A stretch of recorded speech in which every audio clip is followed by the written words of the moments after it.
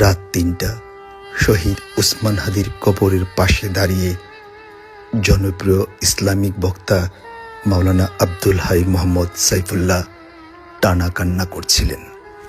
তার কান্না যেন কিছুতেই থামছিল না। আপনারা যারা এই ভিডিও দেখছেন, দয়া করে এই ভিডিওটি শেয়ার করে দেবেন। ইসলামিক এই বক্তার কান্না দেখে দায়িত্বপ্রাপ্ত নিরাপত্তা কর্মী স্টাফরাও কান্না করছিলেন। তিনির সঙ্গে পাশে থাকা সাধারণ মানুষও তিনির সঙ্গে দুহাত তুললেন রবের দরবারে।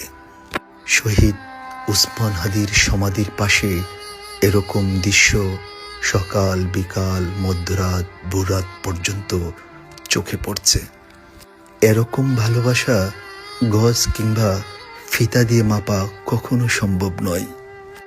এমন ভালোবাসা কেবল ভালোবাসা দিয়ে মাপা সম্ভব।